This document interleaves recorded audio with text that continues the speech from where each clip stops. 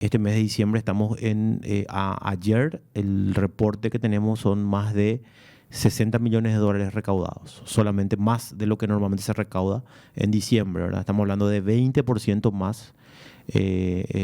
Justamente en noviembre tuvimos un atraso por la llegada de buques que estaban parados En los puertos de en los Uruguay. puertos de Uruguay por la huelga de las empresas privadas allá en Uruguay. Y bueno, ahora eso regularizó y estamos teniendo muy buenos resultados.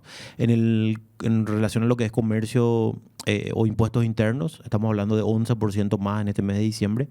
Así es que muy contento con los resultados. Más allá de que un proceso de fusión no es sencillo, hay mucha incertidumbre, muchos miedos.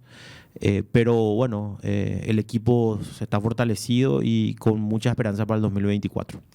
Director, hay muchas aristas que quiero abordar contigo y de hecho vamos a ir desengranando de a poco durante hora y media aproximadamente que nos queda o tenemos el programa. Y quería arrancar con este proceso de fusión que mencionabas y destacar esto también que decías al inicio. Pasaste de una administración a otra y con un grandísimo desafío de tener que administrar básicamente dos instituciones que antes, para que la gente pueda ubicarse también y recordar, era la Subsecretaría de Estado de Tributación, dependiente del entonces Ministerio de Hacienda, y la Dirección Nacional de Aduanas como una entidad autónoma, autárquica o como quieran denominarlo, que finalmente se fusiona y se convierte en Dirección Nacional de Ingresos Tributarios. ¿Podrías comentarnos cómo fue ese proceso y qué representó en este tiempo, por supuesto, director? Bueno, cuando se prepara el proyecto de ley, el presidente Peña ya había ganado las elecciones y me invita a una reunión. Bueno, fui a la reunión, conversábamos acerca de los resultados de la Subsecretaría de Tributación, de todo el trabajo que hicimos. Y él me hablaba de que tenía una idea de que era juntar esas dos instituciones, tener una sola oficina recaudadora, poder mejorar los controles, porque él estaba decidido justamente de no aumentar impuestos, no crear nuevos impuestos en los próximos 5 años, en el mandato que le tocaba como presidente de la República. Esa ya era una decisión que tenía, no solamente una promesa de campaña, sino una decisión política. Y yo también estaba de acuerdo con eso porque nosotros terminamos de hacer una reforma tributaria en el 2019 que Recuerdo. empezó a regir en el 2020 y que de alguna manera todavía no está bien implementada esa reforma, teniendo en cuenta de que hay un gran porcentaje todavía de informalidad, de gente que hoy de alguna manera todavía no conoce los regímenes simplificados y bueno, no hay mucha información, entonces necesitábamos todavía ir fortaleciendo. Después de salir una pandemia donde realmente fue muy complicada la situación económica, entonces teníamos que, yo también pensaba de que no era bueno crear o aumentar impuestos. Y él me habla de que iba a tener autonomía y autarquía, que no era que uno pasa a depender de otro, era crear una institución nueva donde los dos estén al mismo nivel y que se tenga una sola cabeza y que se pueda luchar contra la corrupción, hacer procesos más transparentes. Y a él le gustó mucho el trabajo que hicimos en el área tecnológica, donde implementamos en la Subsecretaría de Tributación mucha tecnología y eso fue bien visto no solamente aquí en Paraguay, sino también a nivel internacional.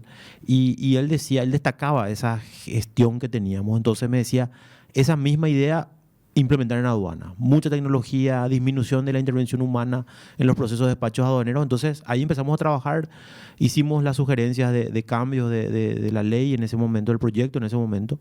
Y él decía, este tiene que ser la primera ley que tiene que salir para que nosotros podamos tener los recursos y hacer frente a todo lo que necesita el Estado y lógicamente la gente. Entonces, Perdón, director. Y en ese proceso anunciaban incluso un aumento de la recaudación en ese proceso también de fusión. sí, nosotros hicimos un análisis con el equipo del área económica de tributación en ese momento y nosotros veíamos de que se podía aumentar 1% más el PIB de la presión tributaria sin aumentar impuestos, donde había 3 claves en ese proceso. Uno era mejorar la formalización, el segundo era utilizar tecnología y tercero es luchar contra la corrupción. Esos eran los 3 ejes que teníamos para poder tener mejores resultados.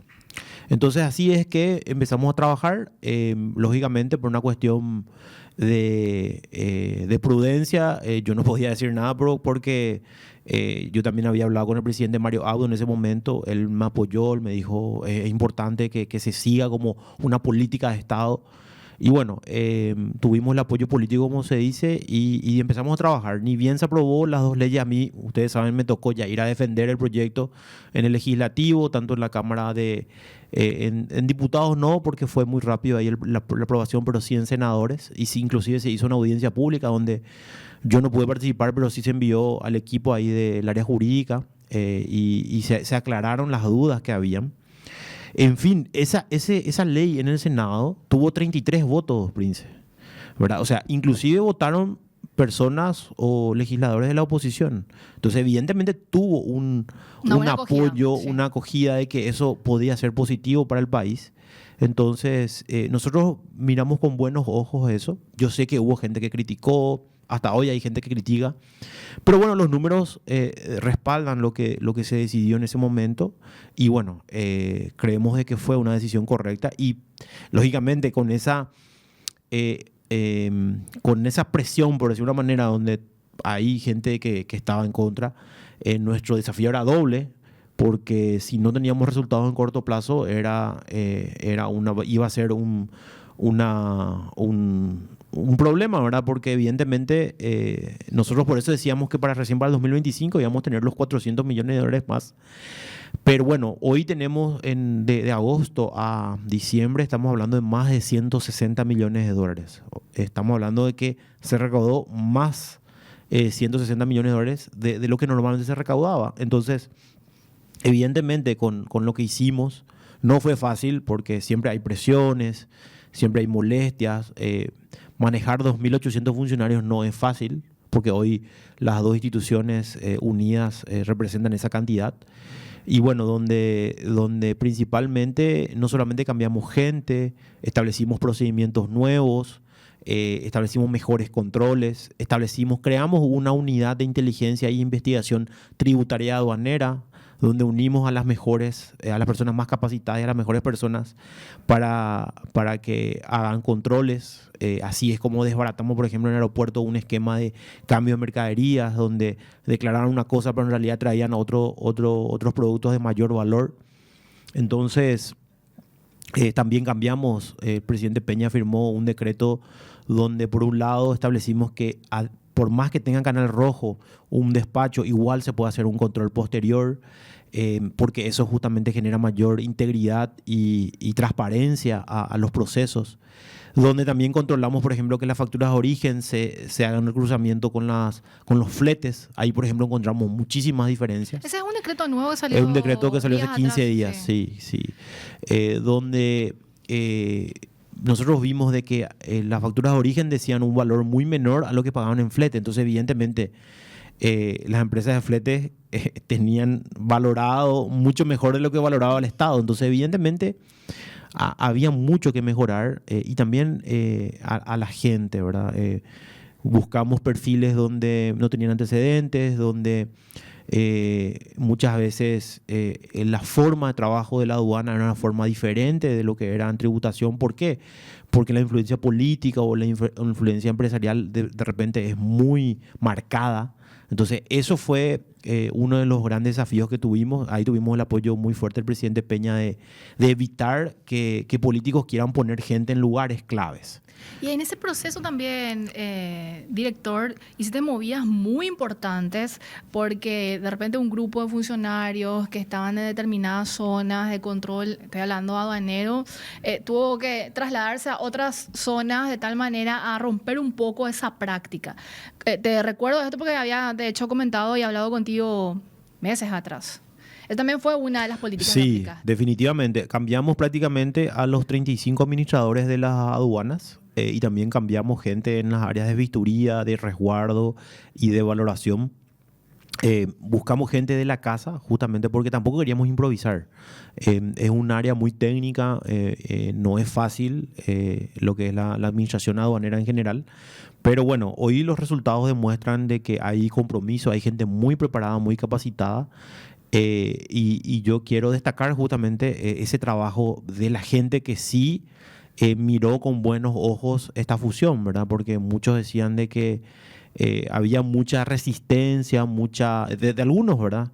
Y también mucha incertidumbre. Estamos hablando de que no sabía qué iban a pasar, algunos no iban a tener los cargos, se iba a disminuir oficinas, ¿verdad? Eso es lo que tenían miedo. Pero bueno, hoy estamos demostrando de que con apoyo también de organismos internacionales como el Banco Mundial, el Banco Interamericano de Desarrollo, el Fondo Monetario, estamos recibiendo apoyo justamente de consultorías para establecer una estructura orgánica mucho más eficiente.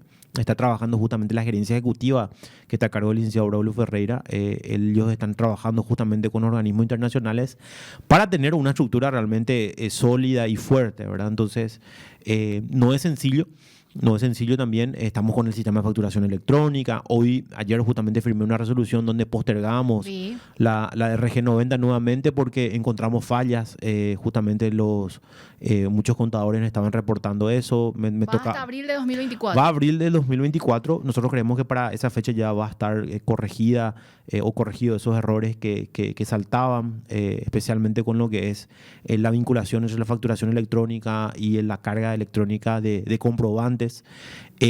Muchos me decían si no estaba listo para qué empezar, ¿verdad? Pero en realidad sí estaba listo porque en las pruebas que hicimos funcionaba, pero cuando uno está en la plataforma ya operativo 100%, muchas veces se dan casos en los cuales sale un poco de lo que se previó, pero no teníamos que retroceder en esa decisión de implementarlo porque justamente tenemos que hacer estos cambios y es importante que tengamos información para poder cruzar.